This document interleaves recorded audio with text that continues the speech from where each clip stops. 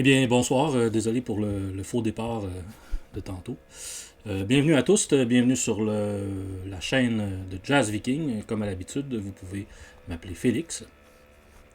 Dans le portrait que je vais tenter de vous brosser ce soir, je reprends un sujet que j'avais déjà traité dans les premières années de mon blog, un peu comme pour l'épisode sur Mike Osborne il y a 2 semaines, je crois. Euh, et cette fois-ci, mon attention va se porter sur un autre saxophoniste alto, Marion Brown. Marion Brown, à qui j'avais consacré un court article en 2009, un article que j'avais intitulé à l'époque Marion Brown, ni vu ni connu. Je tentais à l'époque de souligner un peu le relatif oubli dans lequel, un oubli critique peut-être, dans lequel Brown se trouvait à l'époque. De toute façon, après de longues années de maladie, le saxophoniste allait s'éteindre l'année suivante, en 2010. Depuis cette époque-là, ben, peut-être même un peu avant, en fait, des efforts ont quand même été faits, autant du côté de la critique que des labels, que de même certains musiciens actuels, pour un peu revaloriser l'œuvre de ce pionnier du free jazz, un pionnier qui reste peut-être malgré tout relativement méconnu, relativement marginal dans l'histoire si on le compare avec certains de ses contemporains comme Cecil Taylor ou Ornette Coleman. Dans les livres classiques sur le free jazz, d'ailleurs, que j'ai un peu consulté cette semaine, il n'y a pas de portrait de Marion Brown. Il n'y a pas il est un peu. On le mentionne, mais c'est pas un des personnages centraux, curieusement. Avec de nombreuses rééditions récentes, notamment de ses albums Impulse des années 70 qui ont été très longtemps hors des catalogues. Aussi quelques parutions de bandes inédites et 2 ou 3 hommages. Sa position au panthéon du jazz semble un peu plus solide que quand j'ai écrit mon article il y a une douzaine d'années. Cependant, sa longue absence de la scène à partir des années 90 l'ont peut-être privé d'une situation de proéminence à laquelle il aurait peut-être eu droit. Si on se souvient de lui aujourd'hui, c'est peut-être surtout pour son travail des années 60, la grande époque de la New Thing. Pourtant, si on étudie un peu le parcours de Marion Brown, on se rendra rapidement compte qu'on ne peut pas vraiment le réduire à ça, à être un free jazzman de la première génération. D'abord, il y a eu une certaine proximité avec la scène européenne dès la fin des années 60 et souvent bien avant la plupart de ses collègues. Il a aussi collaboré avec une toute nouvelle génération de musiciens créatifs afro-américains. On pense à Leo Smith, par exemple, ou d'autres musiciens de cette mouvance. Il a aussi fait des études d'ethnomusicologie. Donc tout ça, ça montre qu'il y avait quand même une assez grande ouverture puis une volonté de ne pas s'enfermer dans le carcan de juste être un musicien de free jazz. De toute façon, le terme free jazz, le, le, le, le signifiant free jazz a un peu d'ailleurs été largement créé par certains critiques quand les musiciens s'identifiaient pas nécessairement comme étant ce que ça. Au début des années 70, par exemple, avec une trilogie d'albums inspirés de sa Géorgie natale, Marion Brown va réaliser sans doute son travail le plus original. Par la suite, cet amoureux du blues va revenir à des formes un peu plus conventionnelles, mais sa sonorité fragile, lyrique, vocalisée, très humaine, partiellement inspirée, surprenamment, un peu comme chez Anthony Braxton d'ailleurs, de Paul Desmond, qui était le saxophoniste de Dave Brubeck. Il va continuer, tous ces éléments vont continuer de le placer à 1000 lieues des saxophonistes plus formatés qui vont sortir des écoles de jazz dès le début des années 80. Dans son cas, on peut certainement dire que son style reflétait bien le personnage qu'il était en public. On le percevait comme sérieux, presque taciturne. C'était un intellectuel, c'était quelqu'un qui était engagé aussi, notamment dans les luttes pour les droits civiques, mais c'était aussi quelqu'un qui était sensible et assez conscient aussi de l'importance de certaines traditions. Marion Brown était né à Atlanta en 1931. 31 et non pas 35, comme le mentionnent plusieurs biographies. Donc, il est un presque contemporain d'Ornette Coleman, qui était né en 1930. Il a été élevé par une mère monoparentale. Il s'est enrôlé très tôt dans l'armée. Il était de toute façon déjà marqué par la musique de Charlie Parker, par exemple. Il avait débuté le saxophone alto dans son adolescence. Dans l'armée, d'ailleurs, il a joué aussi, je pense, de la flûte et du baryton, si je ne me trompe pas. Ensuite, il va étudier l'instrument au Clark College à Atlanta avec un ancien de chez Benny Carter et Chick Webb, le saxophoniste et flûtiste Wyman Carver. On va ensuite retrouver Marion Brown à Washington, D.C., étudiant en droit à la Howard University. Quand il sera finalement à New York en 1962, il est déjà familier avec la musique de l'avant-garde jazzistique de l'époque, naissante quand même, la musique de Coleman et de Coltrane. Il va devenir membre de la Jazz Composers Guild autour de 1964, proche un temps de Bill Dixon et aussi de Sun Ra. On peut d'ailleurs l'entendre jouer quelques pièces du maître de l'orchestra sur un CD des années 90 en duo avec Gunther Ampel. C'est surtout par son association avec Archie Shepp qui va être d'abord remarqué. On l'entend sur Fire Music, qui est le second album de Shepp pour Impulse, et les deux saxophonistes, évidemment, vont faire partie de l'impressionnante cohorte réunie par John Coltrane pour cette session de juin 65, session assez révolutionnaire avec, entre autres, John Chickike, avec qui on le voit ici, mais aussi Farwah Sanders, Freddie Hubbard, Dewey Jackson et évidemment tout le quartet de Coltrane. Et c'est cette session qui va devenir l'album Ascension, qui est ce document fondateur finalement de ce qu'on pourrait considérer comme la deuxième vague du free jazz qui va bientôt déferler sur New York. On ne peut pas vraiment accuser Marion Brown d'avoir surfé sur cette vague de free jazz, mais c'est quand même une des figures centrales de cette scène-là dans les années 65-66, notamment avec deux albums sur le label underground ESP Disc. Alors celui-ci qui s'appelle tout simplement Marion Brown Quartet, et le deuxième qui s'appelle Why Not, dont on a entendu un extrait tout à l'heure, donc celui-ci. Il a aussi participé au quartet du pianiste Burton Green, qui lui le considérait déjà comme un ancien. Puis il a aussi fait son propre album pour Impulse qui s'appelait Three for Shep. On a vu l'illustration tout à l'heure. Three for Shep, le voici. Three for Shep, qui est évidemment un clin d'œil à Archie Shepp, qui apparaît sur la pochette, mais aussi au premier album Impulse de Shepp qui s'appelait 4-4 Train. Alors 4-4 Train mis sous le parrainage de Coltrane et 3-4 Shepp mis sous le parrainage de Shepp. Pour illustrer un peu cette période free new-yorkaise des années 60, je vous propose de visionner un extrait d'un petit documentaire de Henry English, où on entend le quartet de Marion Brown en 1967, un quartet avec Dave Burrell, qu'on voit ici à l'avant-plan, le batteur Bobby Cap et un compatriote d'Atlanta de Marion Brown, le contrebassiste Norris Jones, qu'on connaît aussi sous le nom de Cyrone.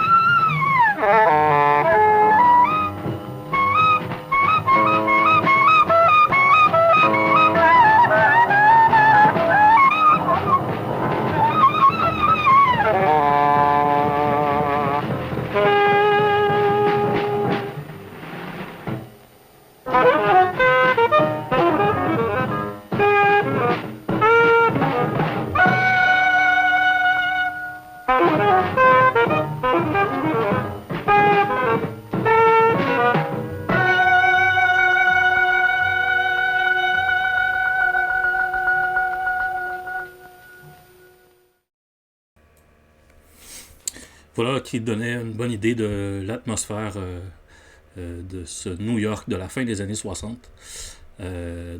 Marion Brown et son quartet avec Dave Burrell au piano et des images de New York de cette époque. Déjà à cette époque, par contre, Marion Brown va se tourner de plus en plus vers l'Europe. Déjà son album Jubilee, enregistré en novembre 66 à New York, va paraître seulement en Europe, pressé en Hollande, je pense, et aussi au Japon, mais pas aux États-Unis, donc en Europe sur étiquette Fontana. En 1967, il se fixe à Paris, où il est artiste en résidence à la Cité internationale des arts. Il va s'associer naturellement à certains musiciens français qui avaient un peu adopté les nouvelles formes du jazz du moment. On pense par exemple au contrebassiste Beb Guérin ou au batteur Jacques Tolo. Mais c'est aussi à cette époque qu'il va initier une longue collaboration avec le multi-instrumentiste allemand Gunther Hampel, en plus de faire appel à certains Américains alors exilés ou de passage en Europe, notamment Bar Phillips, Steve McCall, Kent Carter, Jeannie Lee, mais aussi Leo Smith, Leo Smith qui est un jeune représentant à l'époque d'une nouvelle sensibilité illustrée à Chicago par l'AACM. Leo Smith avec qui Brown grave un album en duo en 1970, celui-ci qui s'appelle Creative Improvisation Ensemble.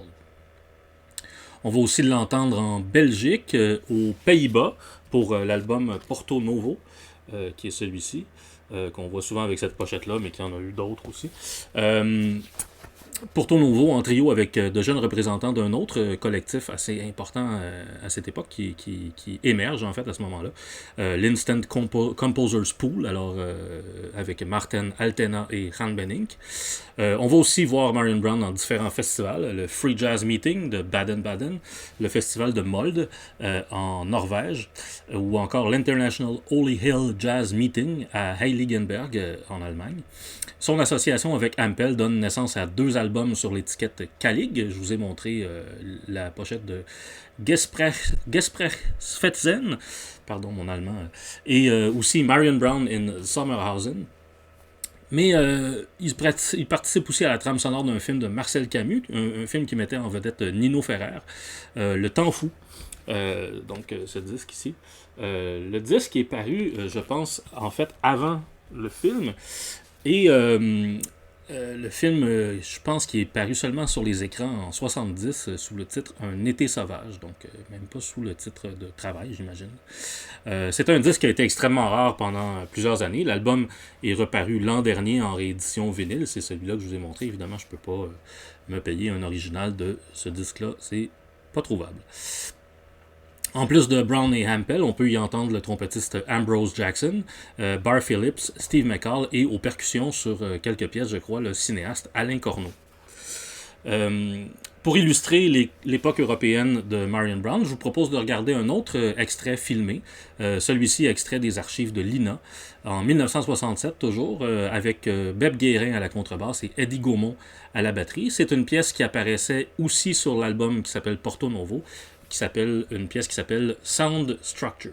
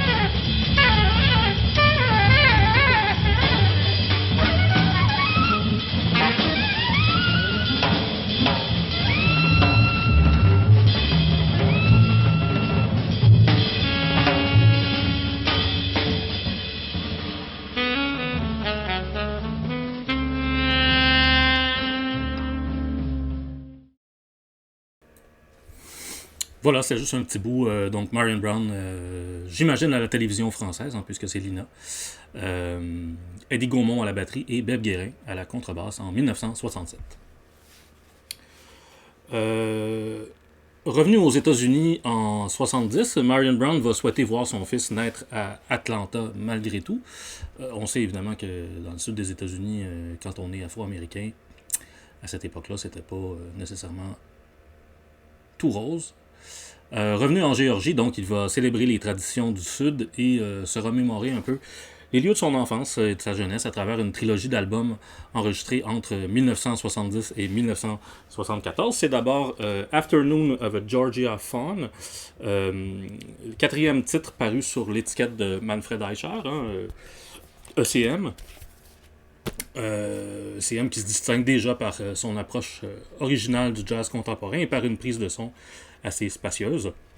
On sait aussi ECM, ça veut dire Editions of Contemporary Music, Donc déjà un certain parti pris esthétique.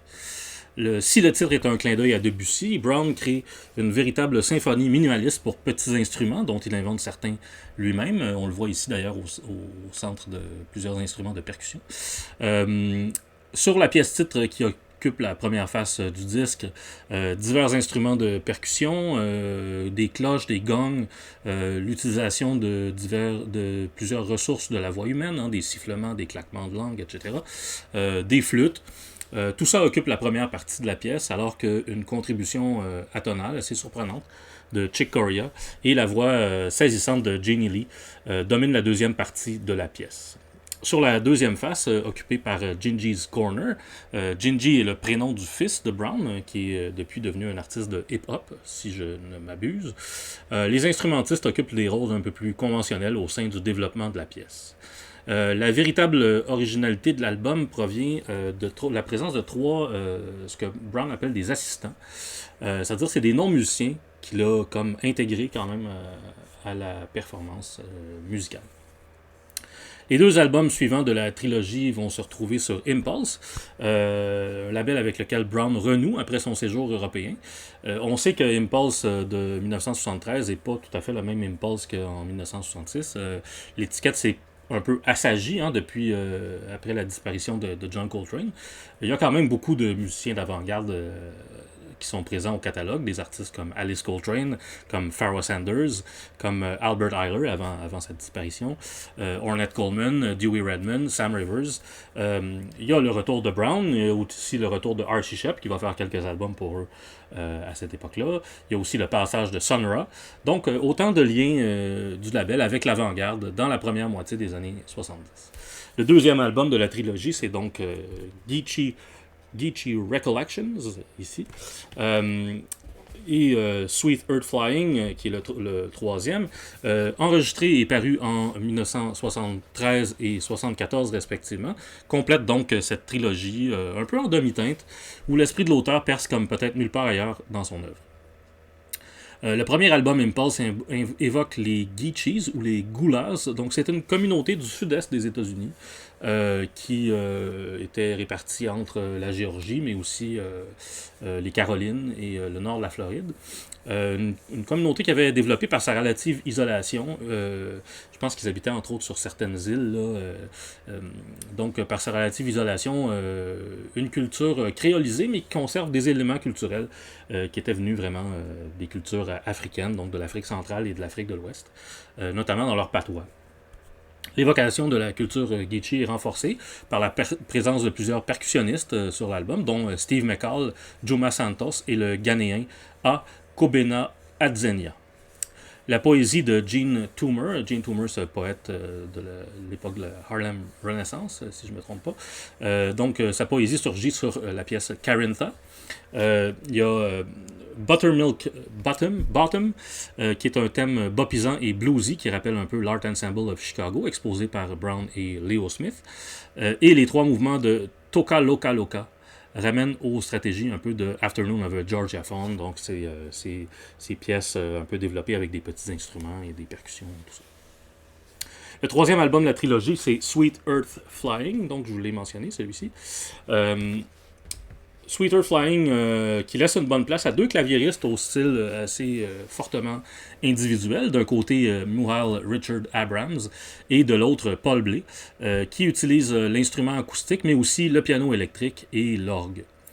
Pour sa part, Brown y est à son plus lyrique, à l'alto comme au soprano. Le disque est divisé en deux suites, donc une suite par face. Il utilise certains procédés qui ne sont pas sans rappeler un peu le Miles Davis des constructions électriques de la même époque. Peut-être en moins furieux, mais quand même certaines affinités, disons, entre ces deux musiques. Je vous propose d'écouter non pas un extrait de Sweet Earth Flying, mais de Geechee Recollections, une évocation d'un quartier populaire d'Atlanta, un quartier qui a été, je crois, détruit dans les années 30, qui s'appelle Buttermilk Bottom.